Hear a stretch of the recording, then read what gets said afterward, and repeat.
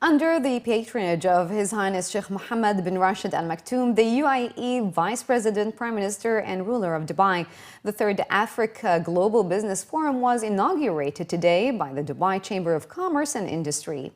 The event was attended by over 40 African, UAE and Arab leaders, including heads of state, prime ministers and chairmen, as well as leading figures from banks and sovereign funds. The UAE Minister of Economy, His Excellency Sultan bin Saeed Al Mansouri, gave the keynote speech at the forum and emphasized that the future of business is located most significantly in the continent of Africa. During his welcoming speech, His Excellency Majid Saif Al Ghurair, the chairman of Dubai Chamber, pointed out that 21% of the new companies who joined Dubai Chamber's membership between January and October this year are African companies, which indicates Dubai's attractiveness to international businesses. Furthermore, the chairman of DP World, His Excellency Sultan Ahmed bin Sulayem, who participated in one of the panel discussions, noted that there is a significant pressure on infrastructure, with more than half of the population in Africa living in cities, and that a key way to attract investment and to bring in foreign capital is by demonstrating that Africa will protect foreign investment. I think one of the most important achievements, more reports start being produced about the economy in Africa, because there is less information was coming from Africa for the investors. Now we see a lot of research institution, a lot of financial institution start issuing report in different sectors in the economy. So this is very important to give insight of what's happening inside Africa, because for a long time Africa became like a black box for a lot of investors, and they don't know how to do business, where to go, what kind of business. So more and more people becoming aware. There is a lot of report coming out. In this conference, we saw many reports coming, with collaboration with different institutions. So I think this is very important to have this information available for the investor, so it's guided them how to do business in Africa. We have been in Africa since about 1998. Today we have 6 terminals in Africa in 5 countries. We have been, the first country we were is Djibouti, and now we are of course in Maputo, in Dakar, in Algeria 2 terminals, and in Sokhna, Egypt. We have actually invested about almost $1.2 billion in these terminals.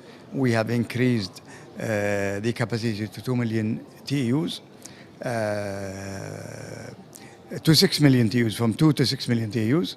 And basically, a lot of our role was there, not just the investment in the infrastructure and the equipment, but also in training. Training is very important, and we did the technology. If you bring it to a country, unless you train the people how to use it, it doesn't work. The event this year is held under the theme New Drivers, New Partners, and coincides with the 50th anniversary of Dubai Chamber, the platinum sponsor of the 2-day forum.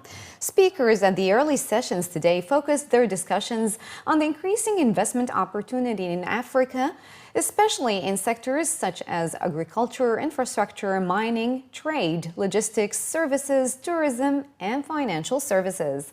They also discussed the need to encourage a larger number of people to enter financial services as a profession and increase the number of Africans entering the financial system, both of which will allow the African population to drive economic activity, especially considering the increasing need for regulations across various sectors. Madagascar has just come out from social and political crisis during 5 years. So we are here to present the opportunities for investors to come in Madagascar, especially in sectors, priority sectors like as infrastructures, like as agriculture, like as mining, like as energy, like as health and education, and of course about tourism. We are now also already implemented a certain number of measures to improve business climate. And some laws have been deposited right now in the parliament in order to improve this business climate. Over the last 2 decades, we have seen seismic changes in terms of Africa's outreach to the world. In other words, whereas, say, 30 years ago, Europe and the United States dominated Africa's trade relationships, today you have a situation where it's a far more multipolar trading and investment regime. In fact, African growth has averaged at least 5.5% for 20 years. And if you combine that with the fact that whereas much of the developed world over the last couple of years has been in a slumber, African growth has been resilient. Investors on the African continent need to appreciate that there is a great deal of informality to African business. Many arrive expecting great formal structures, established firms, maybe even multinationals with roots generally in Africa. You'll find pockets of that, for example, in South Africa, but for the most part, consumers tend to consume in informal markets. Businesses function and operate out of these informal markets, sometimes what people would refer to as street markets. The economy of the UAE is expected to grow 3% this year, according to the governor of the central bank. The comments were made on the sidelines of that banking conference in Dubai on Monday, in which His Excellency Mubarak Rashid Al Mansouri added that while the country is continuing with its spending, it would reconsider any investments deemed unnecessary.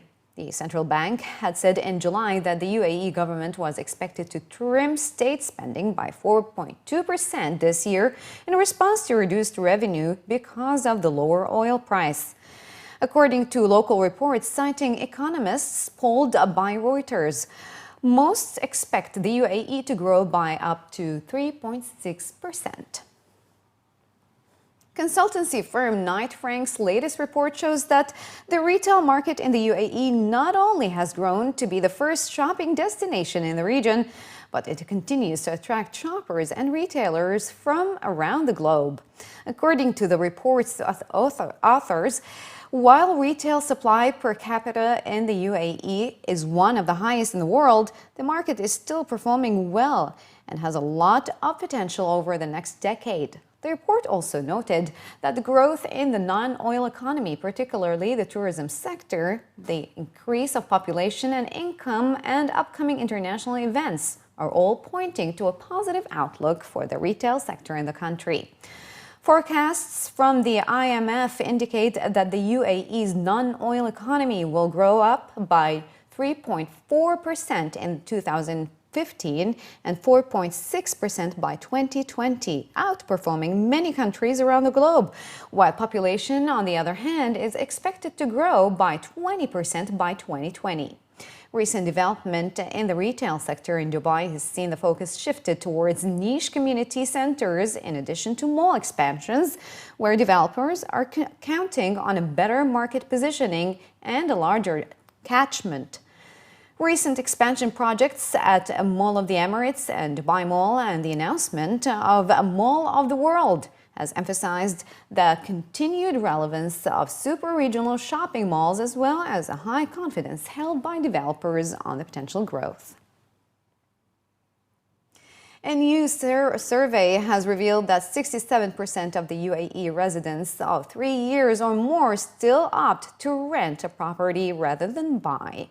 The survey conducted by CompareItForMe.com also showed that of those respondents, 54% admitted that the reason for renting is due to uncertainty about their length of stay in the region. 76%, however, also said that they would like to buy, but listed various factors, including house prices, among the reasons stopping them. This is despite apartment sale prices in Dubai going down by 3.6% from April 2014 to April 2015, and villa prices dropping by 3.7% over the same period.